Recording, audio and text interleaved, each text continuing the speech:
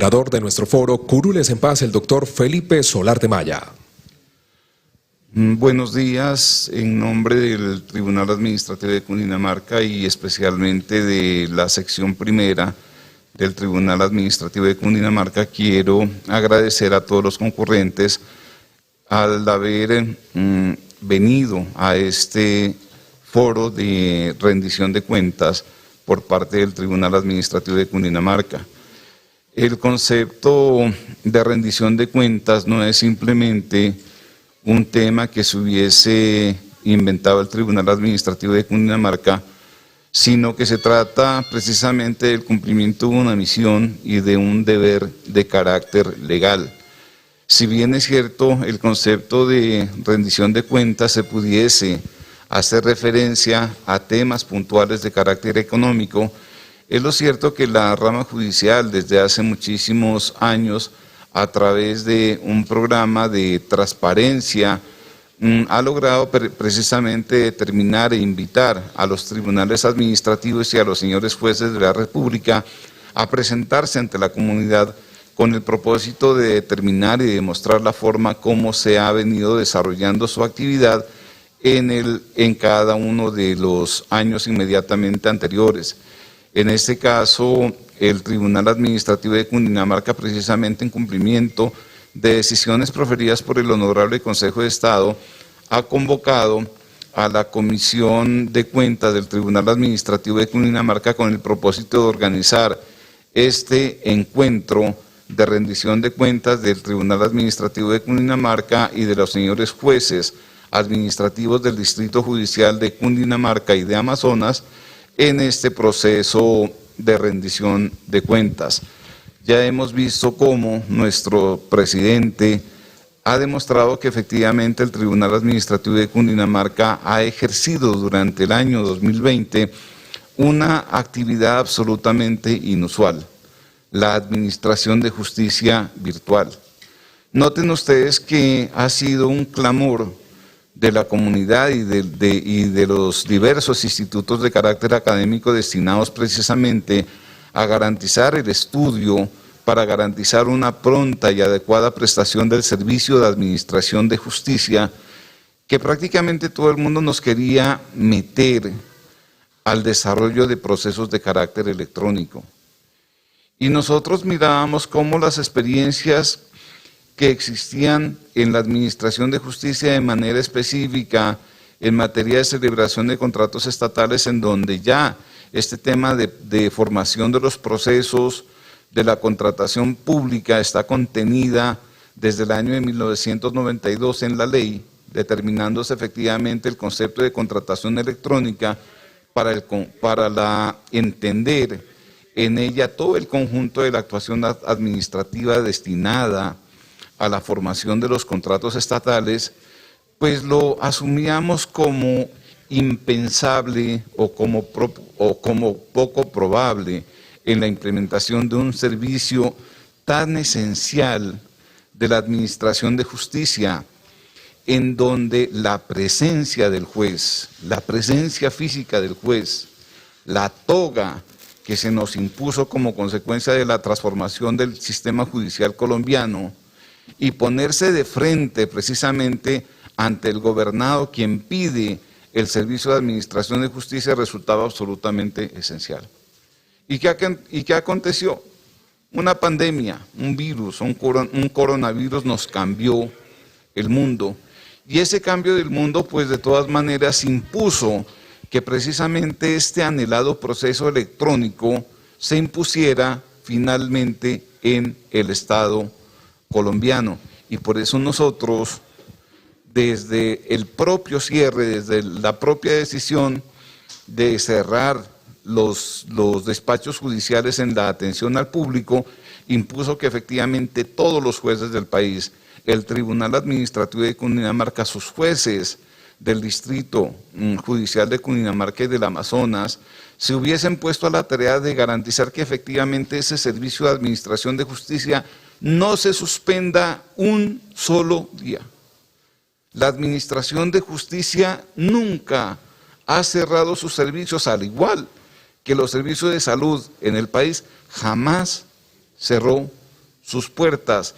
¿Y qué se permitió? Pues se permitió inmediatamente, producido el cierre, abrir una serie de canales institucionales a través de los cuales se ha permitido que efectivamente la comunidad concurra ante los estrados judiciales en ese propósito de garantizar un servicio de administración de justicia. Y hemos venido desplegando una serie de actividades especiales. Ya nuestro señor presidente, en el foro relacionado con los controles inmediatos de legalidad, pudo determinar la forma como efectivamente en incansables y largas jornadas de sesión del Tribunal Administrativo de Cundinamarca, pues finalmente la corporación en sala plena se pudo poner de acuerdo sobre la forma de implementar el trámite de esos controles inmediatos de legalidad. Y hoy, tal como nos lo refería la presentación de los 1.500 controles inmediatos de legalidad, que son actos de una complejidad excepcional, fueron prácticamente respondidos en la Administración de Justicia. Todo, solamente existe un trámite de control inmediato de legalidad pendiente de decisión. Pero la respuesta fue oportuna, y la respuesta fue oportuna para una situación de crisis, que en nuestro caso parecería ser que se trata de una situación, perdón, me está llamando uno de los, ¿me puede colaborar, Diego?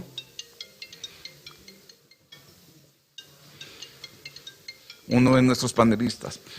Bueno, una situación de crisis tan complicada, tan excepcional, derivada de esta pandemia, que prácticamente no es una crisis simplemente de salud, es que las medidas son unas medidas de estado excepcional, de guerra.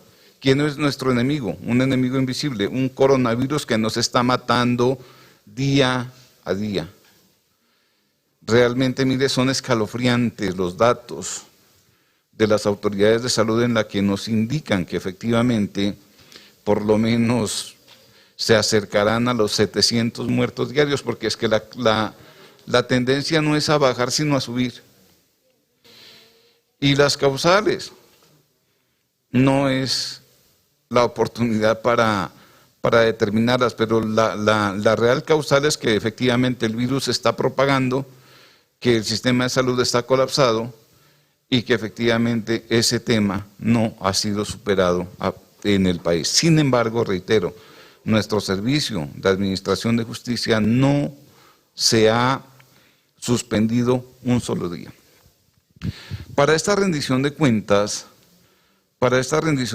y para este foro, pues efectivamente nosotros al interior de la sección primera, luego de conocer la sentencia proferida por parte de la Corte Constitucional en relación con las curules de paz, que es un espaldarazo al acuerdo de paz, pues efectivamente pensamos que efectivamente nuestras decisiones del Tribunal Administrativo de Cundinamarca son absolutamente especiales. Y tal como efectivamente nos lo contó nuestra señora presidenta, la doctora Claudia Lossi, en este foro, se debe recordar que efectivamente cuando quiera que en el país existen problemas de carácter político, regularmente esos problemas de carácter político son entregados a los señores jueces para que sean los señores jueces quienes finalmente adopten los mecanismos de protección.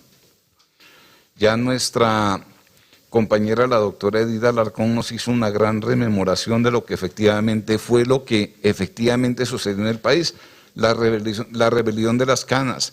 ¿Y por qué los mayores de 70 años se rebelaron? Porque dijeron, ¿cómo es posible que a nosotros mayores de 70 años nos vengan a establecer un confinamiento obligatorio y estricto si nosotros no somos criminales? Simplemente somos sujetos pasivos de una decisión, pero tenemos absolutamente todos los medios para movilizarnos y para seguir trabajando. Muchísimas de las personas mayores de 70 años aún tienen que trabajar para luchar por su congrua subsistencia. ¿Y qué aconteció entonces también cuando nosotros definimos, bueno, qué tema vamos a tratar? Pues vamos a tratar ese tema precisamente, las curules de paz, porque es que el usuario de la administración de justicia creyó en la justicia. y creyó en la justicia a través de los escenarios constitucionales que la propia Constitución y la ley ha diseñado a través de diversos medios de control con propósitos iguales. Una acción de tutela que promovió el senador Roy Barreras en el propósito de garantizar que efectivamente se convoque y se siga el proceso de formación del acto legislativo, de fast track en el proceso de negociación del proceso de paz, para lograr que efectivamente 16 curules estén representando a las víctimas en la Cámara de Representantes. La razón, ¿por qué se produjo el hecho? Se debe recordar el hecho en la circunstancia de que efectivamente cuando se produce la votación se obtienen los votos necesarios para determinar que el acto legislativo había sido aprobado. Sin embargo, el secretario del Senado de la República consideró que no había aprobación porque es que era necesaria la aprobación de un número mínimo de votos, 51 votos, y que solamente como se obtuvo 49 votos, entonces no hubo acto legislativo. ¿Qué ha generado esa circunstancia? Una decisión de carácter jurídica y una decisión de carácter política que ha puesto precisamente en peligro ese acuerdo de paz. Y por eso concurrieron al juez de la tutela. Y el juez de la tutela en primera y segunda instancia, con participación de nuestro tribunal administrativo, ¿qué dijeron? Este mecanismo es improcedente. Concurran a través de una acción de cumplimiento. Y el juez de la acción de cumplimiento, que fue mi subsección, la subsección A de la sección primera del Tribunal Administrativo de Cundinamarca, ¿qué dijo? Este medio de control es procedente. Encontramos que efectivamente en el presente caso se ha violado de manera palmaria el contenido de la ley y le ordenamos por consiguiente al secretario del Congreso de la República dar cumplimiento a esa norma que imponía que, aprobado ese proyecto de acto legislativo, tendría que ser remitido al Congreso, al presidente de la República para la promulgación correspondiente. Esa decisión fue impugnada. Y en la impugnación, la sección quinta, con ponencia del doctor Carlos Moreno, también se encontró frente a una situación excepcional. Dijo, mire, aquí no podemos pensar que estamos efectivamente en presencia de incumplimiento de normas, sino frente a temas de afectación de derechos fundamentales. Ya esa disposición está demandada, pero adicionalmente, un medio de control eficaz para la protección de esos derechos fundamentales es la acción de tutela, pero es que ya la acción de tutela la habían declarado también improcedente. Y las víctimas se quedaron en esa situación de ese sinsabor de saber determinar si efectivamente las curules de paz iban o no iban conforme a lo pactado en el acuerdo de paz. Pues bien, el tema fue revisado por parte de la Corte Constitucional y la Corte Constitucional, luego de la revisión, comunica a la opinión pública que se amparan esos derechos fundamentales de las víctimas para lograr finalmente que esas víctimas estén representadas en los próximos comicios electorales en las curules de paz. Y para eso es que nosotros hemos convocado a este foro, hemos convocado al doctor Hernando Herrera, hemos convocado a la doctora Vivian Newman de Justicia, quien ha delegado frente a este tema la doctora Diana Guzmán para que intervenga en el mismo, y de la misma manera hemos pedido la presencia de quien representa los derechos humanos en el distrito, nuestro señor personero, a quien de manera respetuosa desde ya le agradecemos su comparecencia a este foro de rendición de cuentas. Así las cosas, entonces, inicialmente le preguntaremos la opinión a estas personas que desde los distintos foros y desde los distintos extremos se han pronunciado frente a este tema. Y entonces, si está presente la doctora Diana, le concederíamos el uso de la palabra a la doctora Diana para que nos haga una rememoración y una presentación y de todas maneras su opinión acerca finalmente de la decisión que en forma definitiva asumimos hasta hoy ha adoptado la Honorable Corte Constitucional. Doctora Diana, tiene uso de la palabra. Bueno, buenos días a todas y a todos. Más gracias al tribunal por la invitación a este evento. Hay un poco de retraso, me quedé un poco callada, pero espero que se solucione el asunto del sonido. Agradezco esta oportunidad porque creo que es fundamental hablar sobre la decisión que el Tribunal Administrativo de Cundinamarca tomó en su momento en el año 2017 en relación con las circunscripciones que crea el acuerdo de paz. La decisión, y en esta presentación me quiero enfocar específicamente. ¿Aló?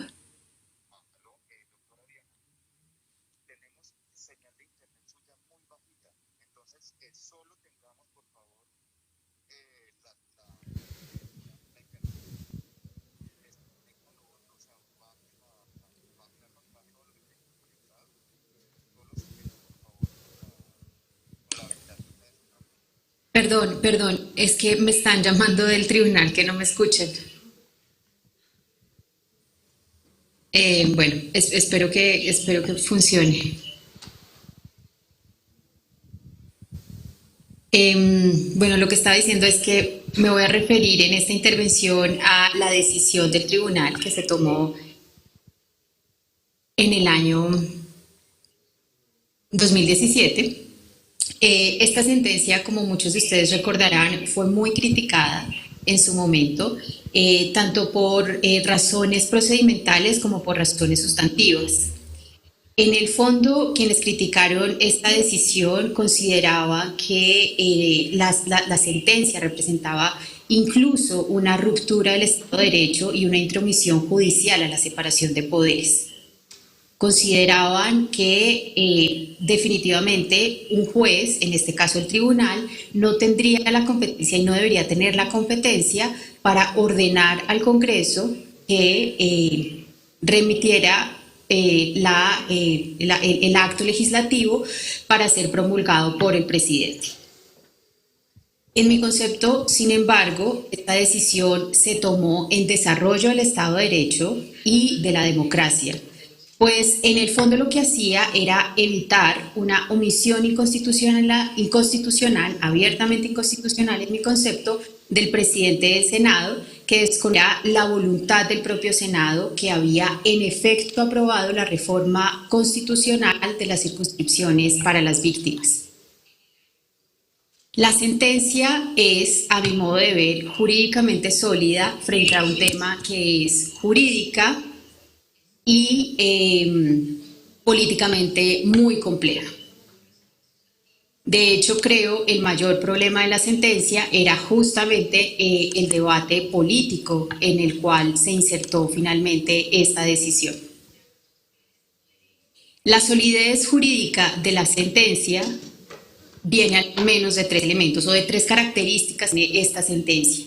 La primera de esas características es la claridad de la argumentación, la segunda, el rigor en la interpretación de las normas aplicables y la tercera, la coherencia con los precedentes constitucionales. Yo me voy a referir a dos elementos que creo que son centrales para entender por qué la decisión fue muy importante en ese momento. El primero es, frente a la pregunta sobre si era procedente la acción de incumplimiento en este caso, la respuesta, que es de hecho la respuesta que dio el propio tribunal, es sí, en este caso la acción de cumplimiento era precedente. No solamente porque ya la Corte Constitucional en la sentencia C-159/1998 había anulado la restricción que establecía que las acciones de cumplimiento no solamente podían utilizarse frente a autoridades administrativas. Ya, de acuerdo con la decisión del 98 de la Corte Constitucional, se había dicho que también frente al Congreso era posible establecer una acción de cumplimiento. Pero además, ya varios precedentes de otros tribunales administrativos y el propio Consejo de Estado, en virtud de los cuales se entiende que las acciones de cumplimiento contra omisiones del Congreso eran efectivamente posibles. Pero además, en ese momento, yo creo también, ese era el instrumento judicial para lograr el cumplimiento de que se promulgara el acto legislativo. Además, el tribunal era competente para conocer de esta acción de cumplimiento, pues contrario a lo sostenido por algunos juristas que criticaron la decisión, como por ejemplo José Gregorio Hernández, en virtud del Código de Procedimiento Administrativo y de los contencioso administrativo, era el tribunal el que tenía la competencia para conocer de este cumplimiento. Ahora bien, esto me lleva a la segunda pregunta, que es la pregunta de fondo, y es si incurrió el presidente en un incumplimiento de su deber, si efectivamente, más allá de si la acción de estamos en presencia de un incumplimiento que efectivamente pudiera ser declarado. En este caso, creo que la reforma de las circunscripciones fue a la mayoría del Senado. Esa es pregunta de fe. De hecho, fue la pregunta que el Tribunal Administrativo en su momento. Y entonces, la interpretación del tribunal fue, y porque en efecto, en el momento en que se tocó el Senado, la conformación del Senado no era completada en ese momento, sino que había 99. Y a virtud de la aplicación o del entendimiento del artículo 134 de la Constitución, la figura de la silla. Aunque los tres congresos respecto a los que se aplica esta figura de la silla vacía no habían sido condenados en su momento, había una administrativa y decisión de senadores, como la mayoría, para la decisión era 99. Ahí, digamos, hay distintas sobre si el 134 solo se para quórum, si el 134 solo, tanto quórum como para mayoría, la interpretación adecuada en este caso, por ser la justa a los otros preceptos constitucionales, es justamente la interpretación fondo original del tribunal. Y que pero establece entonces que en caso sí se había dado a favor de las cursos de paz. Y entonces el fue aprobado en un último debate del Senado. En consecuencia, el presidente del Senado la obligación de remitirlo al presidente de la República. Es de acuerdo con el artículo 166 de todo el desarrollo, entre otros, el artículo 160 de la Constitución Política. Por supuesto, el artículo 96, que fue el que presentaron el cumplimiento, el ministro, pues se refería, era aplicable en lo referente a la necesidad, pues el presidente promulgara. Doctora Diana, ¿me escucha? En este caso, sí, lo escucho. Sí, lo que pasa es que desafortunadamente el sonido llega muy entrecortado. Esperemos que se pueda modificar el tema de la comunicación.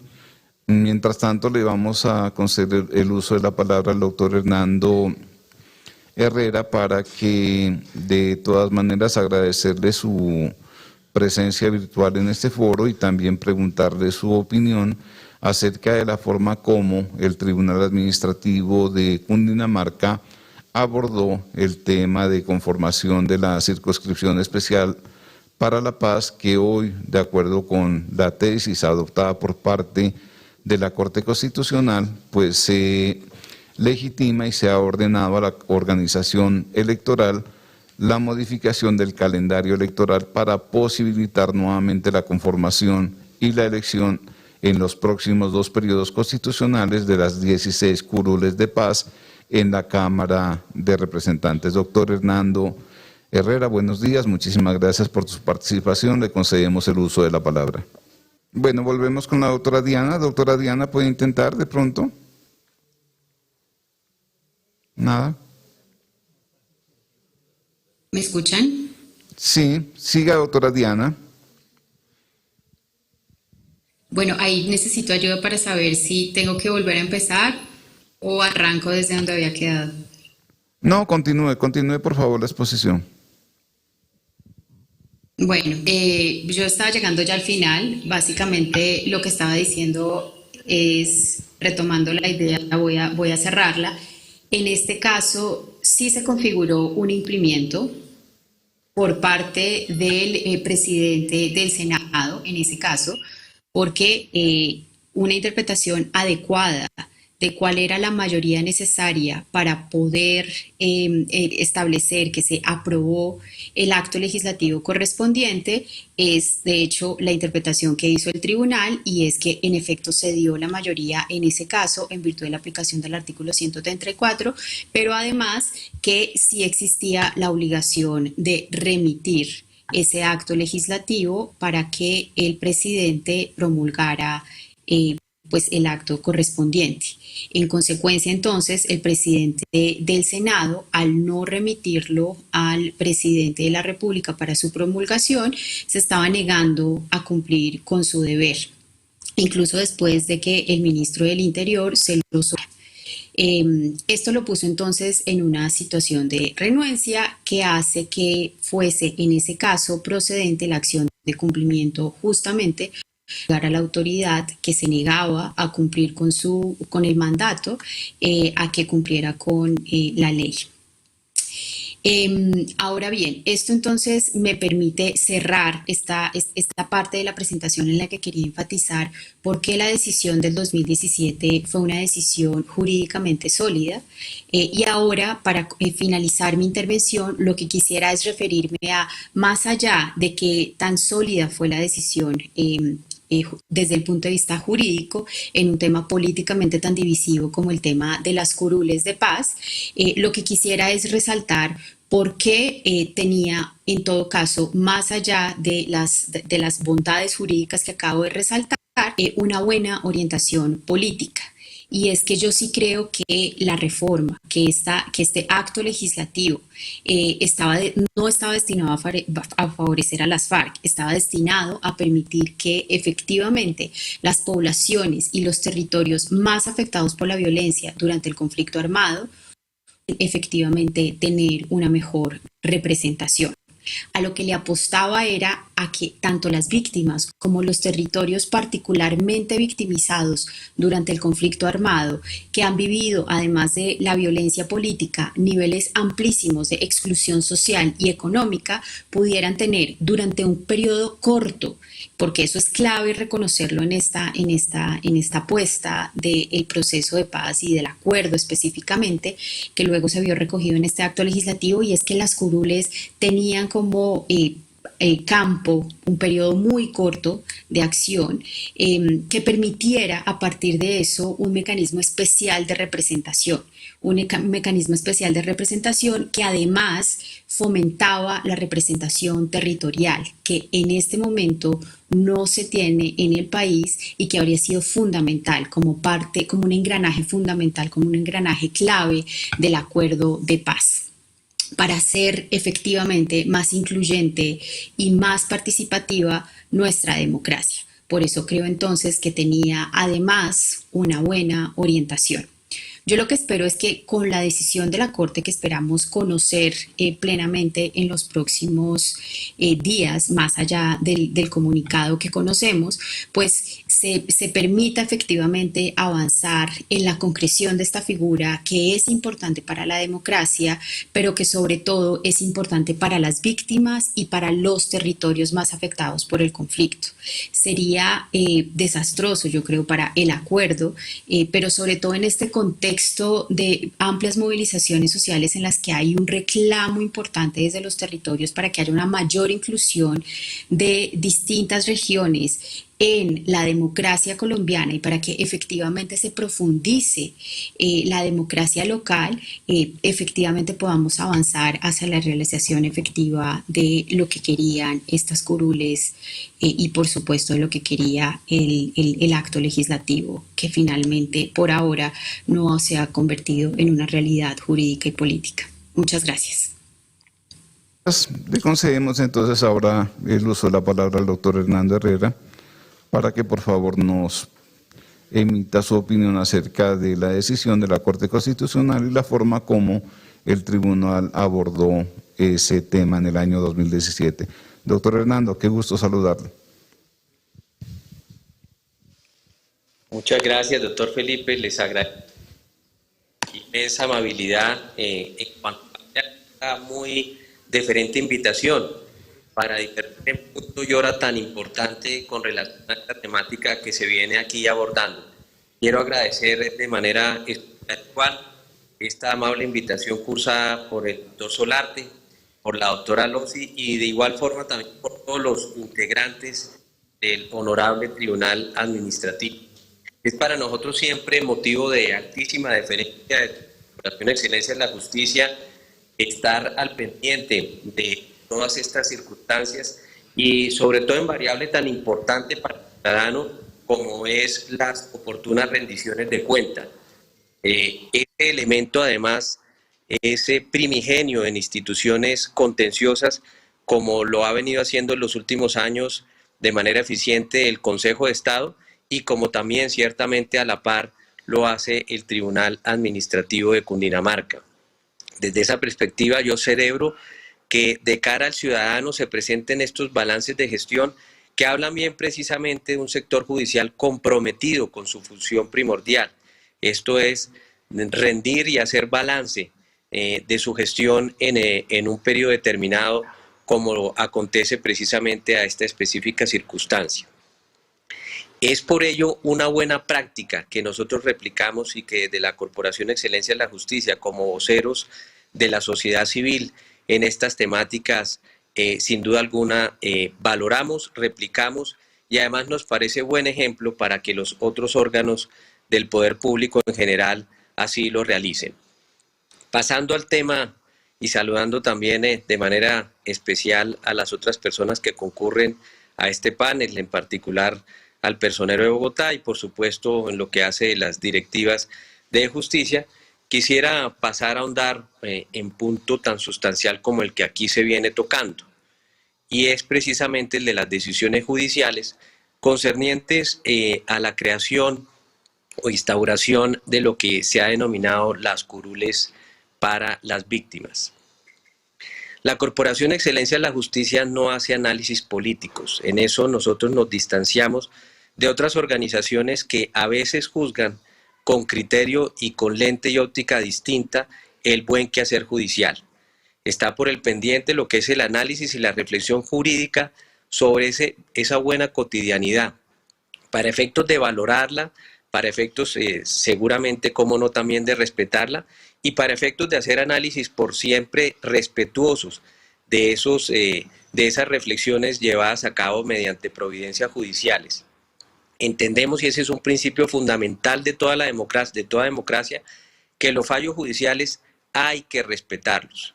Esa es una premisa fundamental que concita el Estado Social de Derecho, lo que no quiere decir en modo alguno que los fallos judiciales no puedan ser objeto, como bien siempre lo tienen entendido nuestras cortes, magistrados, jueces y juezas, no pueden ser objeto de eventualmente crítica, de reflexiones, siempre obviamente dentro del rasero del respeto, siempre tratando de señalar que lo que aquí hay que vindicar es precisamente que la rama judicial opere de manera autónoma e independiente.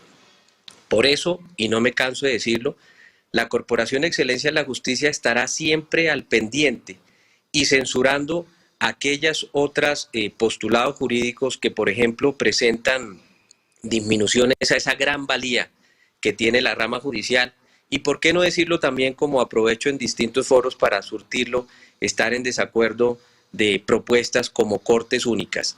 La jurisprudencia colombiana y nuestra arquitectura institucional en materia de justicia es, entre otras, respetable, debido a su organización por especialidad jurisdiccional en órganos tan importantes como el centenario Consejo de Estado, como nuestra Corte Suprema de Justicia, que estará al pendiente de cumplir 135 años, y como la Corte Constitucional y el Consejo de la Judicatura, nacidas ellas en la Constitución del 91, que estarán, por cierto, próximas a cumplir 30 años de creación. En ese sentido, se nos antoja que las decisiones adoptadas por parte del Tribunal y por parte de la Corte Constitucional en esa convalidación deben, como antes señalarse, verse dentro de esa perspectiva jurídica. Y quisiera por ello exponer algunas reflexiones y cuestiones concretas para ver si se satisface la juridicidad con relación a estos específicos fallos. Lo primero que habría que decir es una intromisión indebida de la rama judicial el precisamente llamar la atención sobre eventuales procesos legislativos o de otra rama en general del poder público. Desde luego que no. Los jueces de la República están instaurados para precisamente imponerle límites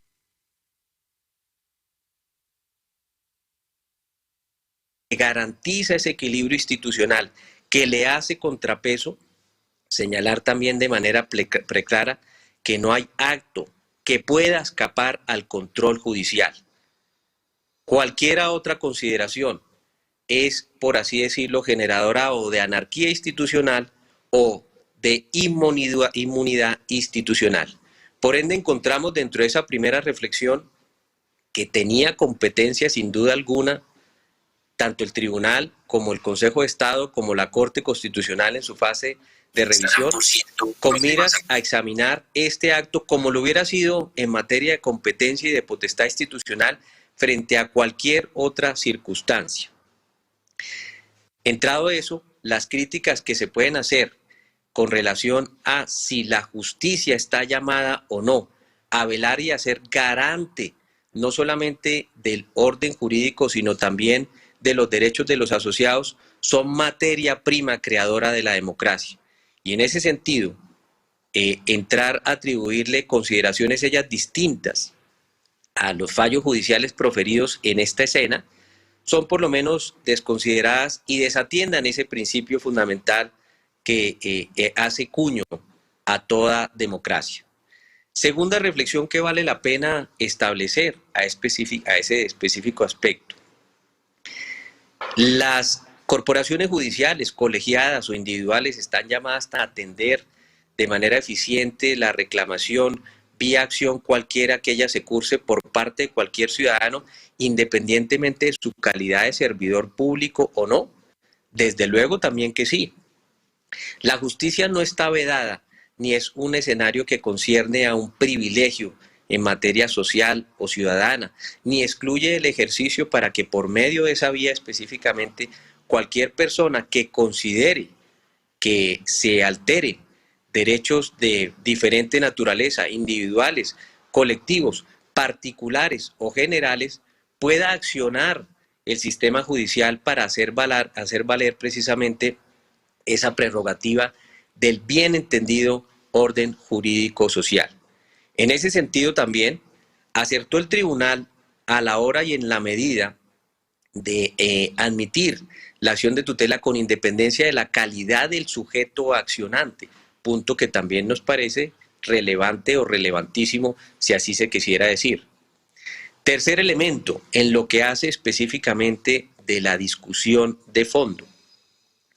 El Congreso de la República y específicamente la Secretaría del Senado y su presidente habían o no generado un estropicio institucional, un error al contabilizar los votos a efectos de contar el quórum respectivo para la aprobación de esa norma. Y ahí nos alejamos de la postura sostenida respetuosamente por el Tribunal y por la Corte Constitucional. Pensamos que además, por los precedentes que existían jurisprudencialmente, el sentido con el que ha debido acopiarse la contabilización de esa mayoría era en toda distinta, teniendo en cuenta además ese fenómeno jurídico disonante pero presente, denominado la silla vacía. La forma entonces de contabilizar, la forma como los votos concernían para la aprobación eventualmente en ese último debate de esa norma, Fue con todo y tal como se hizo efectivamente por parte de la Secretaría del Senado y por parte del Senado. La Corte Constitucional ciertamente ya había evaluado el tema de ese conteo a la hora incluso de valorar votaciones ellas distintas frente a reformas legislativas, actos legislativos o reformas jurídico-judiciales. Desde ese punto de vista, pensamos entonces, respetando esa valoración que en ese momento se hizo, que la conclusión jurídica fundamental en lo que hacía de ese específico punto, y no obstante que el accionante pudiera ser cualquier ciudadano, y no obstante que es función primordial y deber esencial de la rama judicial, desde luego que sí, el controlar, revisar cualquier acto emitido, proferido o promulgado por cualquiera otra de las ramas del poder público, concernía precisamente a criterio jurídico distinto. Cuarto, es función primordial de los órganos judiciales velar por derechos sociales que acopien precisamente a la colectividad. Desde luego que también. La Constitución de 1991, y perdónenme este anecdotario personal, lo sabemos bien quienes la promovimos desde el movimiento de la séptima papeleta, movimiento que precisamente pretendía en buena fe y causa generar una nueva reflexión constitucional para que esa nueva institucionalidad estuviera más al pendiente de las reclamaciones ciudadanas, para volver a acentuar nuestras diferentes ramas y poderes públicos a lo que es la vivencia ciudadana. Entendemos bajo ese principio fundamental y ese antecedente claro que tal vez no tenía por aquel entonces en el mundo reciente antecedente, que la función judicial incumbe desde luego también a la defensa de esos derechos a veces menospreciados o a veces encajonados o a veces tenidos en un rasero yo distinto. Ello siempre y cuando, desde luego, claro que sí, y bueno, es oportuno decirlo, que la función judicial y a ello no se le concite el denominado activismo judicial. Aquí hay, y saben quienes me conocen, aquí hay precisamente cantos de sirena para que los jueces, juezas, magistrados y magistrados, desinvistiendo su muy importante función, lleguen a tópicos, niveles que no corresponden, porque son más propios de la actividad política que la actividad jurisdiccional. Si a mí me preguntan con independencia de mi oficio jurídico, diré que en una democracia no hay elemento más importante que el que hacen los jueces.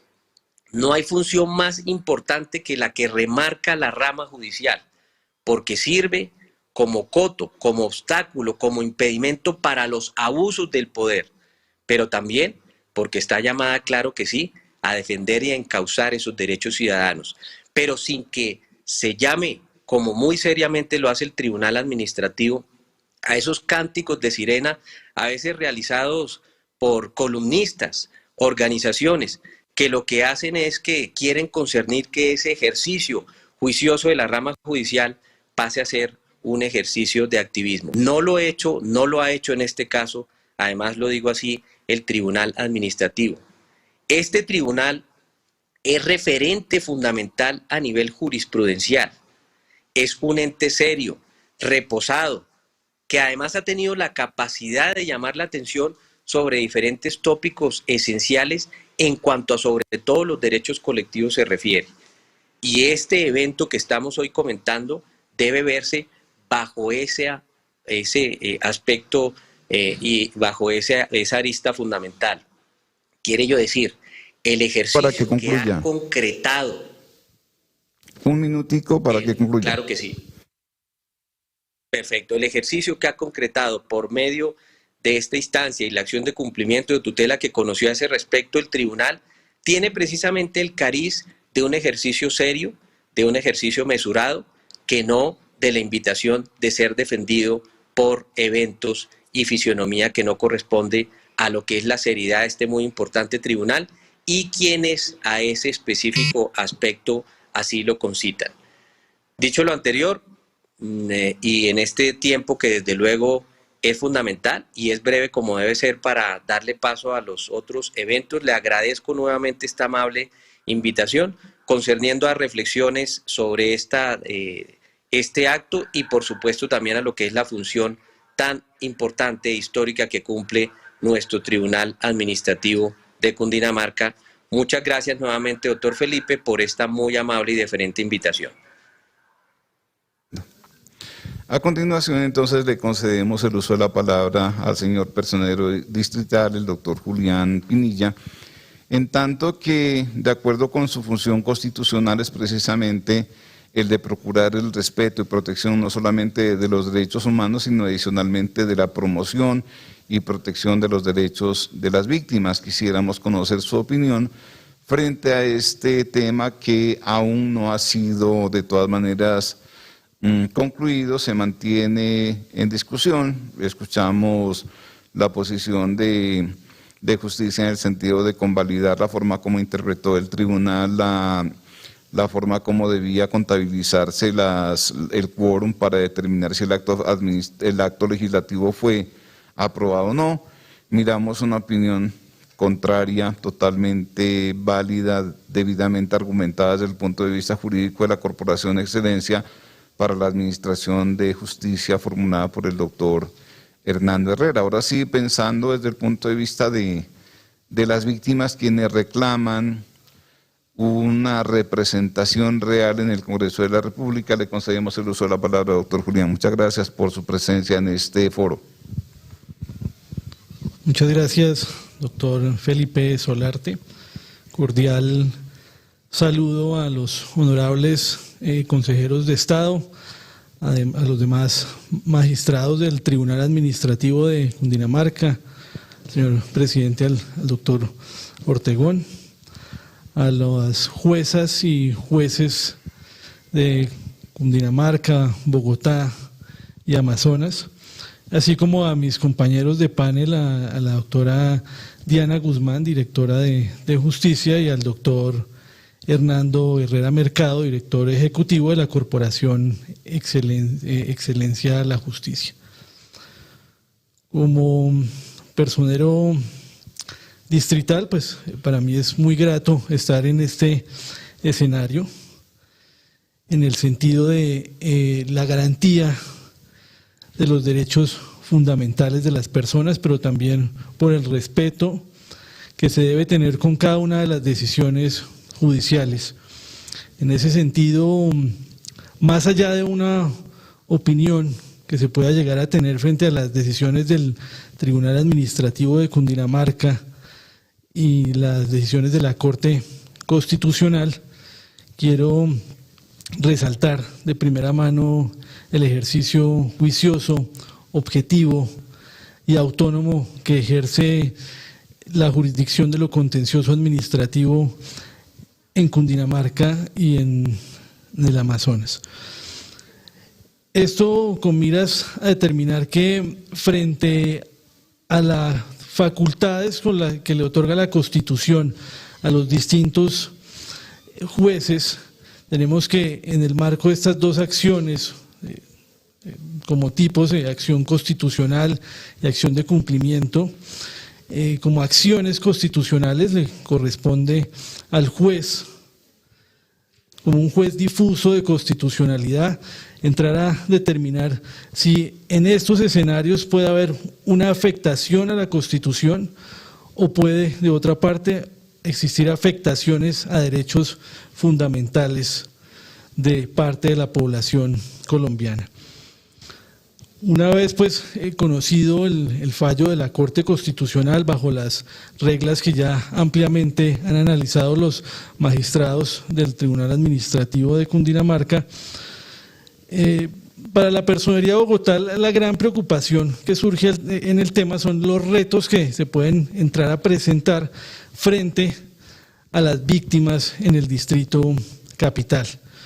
En este sentido, en primer lugar, resaltar que si bien estamos analizando unas decisiones muy concretas, el Tribunal Administrativo, los jueces administrativos ejercen constantemente a través de las acciones de tutela un rol muy importante para la protección y salvaguarda de los derechos de las víctimas. De esas casi 1000 tutelas que planteó la doctora Lossi como presidenta de la sección primera, la gran mayoría de las mismas son reclamos de víctimas, ya sea para temas de reparaciones administrativas u otras cuestiones derivadas de todas las dolencias que tienen las víctimas, tanto a nivel Bogotá como a nivel nacional. En este escenario, la Personería de Bogotá tiene un rol muy importante, concretamente a través de la Personería Delegada para la Protección de las Víctimas del Conflicto Armado. Todo esto de acuerdo con el artículo 42 del Acuerdo 755-2019, que destaca una serie de funciones de las cuales quiero plantear cuáles han sido las necesidades de las víctimas en este año, en lo que va corrido este año, con corte a mes de mayo. Personería de Bogotá ha brindado 3.668 orientaciones a víctimas, 3.265 personas sensibilizadas, 1.418 acciones en favor de las víctimas, 16 acciones constitucionales a favor de las víctimas y 592 tomas de declaraciones. Asimismo, se ha hecho partícipe y garante de escenarios de participación distrital, como son las mesas distritales de víctimas. Estos escenarios, incluso la aparición de estas curules de paz, van a contribuir a disminuir la brecha que existe entre el campo y la ciudad. Observábamos bajo las distintas intervenciones que estas 16 curules están enfocadas en los territorios con mayor afectación a las víctimas. Y uno de los elementos principales que se buscaban era esta conexión o esta cercanía que podría llegarse a tener entre el campo y la ciudad. Para la Personería de Bogotá, y esencialmente como personero de Bogotá, la generación de estos espacios, el reconocimiento de las víctimas como un sujeto político es fundamental para la construcción de procesos de paz y convivencia. Y más como se venía planteando en distintas intervenciones, las preocupaciones actuales, la violencia que se ha venido generando en las calles a través de los reclamos sociales, piden la creación de espacios esenciales en donde las personas puedan interactuar, en donde se pueda generar un diálogo, pero no cualquier diálogo, un diálogo con la finalidad de avanzar, un diálogo en donde a través de una escucha empática, todas las personas podamos ponernos en el lugar de los demás sin entrar a señalamientos, sin buscar prejuzgamientos, sino entender las razones que tiene cada uno de ellos. Estos espacios, la comunidad los pide a gritos, espacios de escucha empática. Y a través de la escucha empática buscaremos la construcción de escenarios de diálogo para construir, para avanzar, que es lo que ha faltado también. Entonces creo que la creación de estas curules de las víctimas abren un nuevo espacio y existe una gran responsabilidad, no solamente de las autoridades nacionales y distritales, sino también de los órganos de control, del Ministerio Público y por supuesto de los jueces y tribunales del país en buscar las soluciones efectivas a cada una de estas problemáticas en el marco de sus funciones. Estas curules de paz, pues en la materia jurisdiccional también traerá sus retos. Una vez se ejecute la orden de la Corte Constitucional, estamos sujetos al control de constitucionalidad automático que se le debe hacer a esta reforma constitucional y posteriormente encontraremos otros retos en la implementación de las mismas a través del control de constitucionalidad de las leyes que deriven de este aspecto y demás actos administrativos que, bajo lo que planteaban distintos expositores, indudablemente tendrán el control por parte de nuestros jueces, de los jueces de Colombia, para la garantía de los derechos fundamentales y para la búsqueda de la salvaguarda de la supremacía de la Constitución. Gracias. Muchísimas gracias, señor personero. La doctora Diana se encuentra todavía disponible. El doctor Hernando. No, bueno, listo. Entonces, de todas maneras, agradecemos a la concurrencia, agradecemos de manera especial a las personas que han participado en este foro, la presencia del señor personero distrital en este foro. Sabemos de sus ocupaciones, pero también sabemos del compromiso. El tema de víctimas es inacabado. Si ustedes simplemente revisan un pantallazo de la página de la UARIF, de la que es usuaria casi que permanente del Servicio de la Administración de Justicia a través de acciones de tutela, miramos que están registradas cerca de 8.500.000 víctimas, que corresponde casi que al 20% de la población colombiana. Es un tema realmente muy complicado, de muy difícil manejo, y por eso nosotros invitamos en este foro nuevamente a la comunidad jurídica a reflexionar sobre este tema. Muchísimas gracias, doctor Julián. No sé si tenga alguna cosa para terminar. No, finalmente, pues agradecer la invitación, doctor Solarte, doctor Ortegón. Para mí, pues, con gran nostalgia, pues, este escenario parece maravilloso. Agradecerles a todos los jueces de Bogotá por la gestión que hacen en el distrito como garantes de derechos fundamentales. Muchas gracias. Sí, por último, en nombre de la sección primera, dar un agradecimiento a quienes organizaron este foro, a todo el staff de comunicaciones que está participando en el mismo. Un agradecimiento especial a la señora presidenta del Consejo de Estado por haber participado en el mismo, al señor gobernador que nos dio la hospitalidad en este escenario para la presentación, a la señora alcaldesa por haber concurrido, al señor contralor y nuevamente al señor personero. Muchísimas gracias a todos, muy amables. Suscríbete al canal de YouTube del Tribunal Administrativo de Cundinamarca y dale like para que YouTube le recomiende este video a otras personas.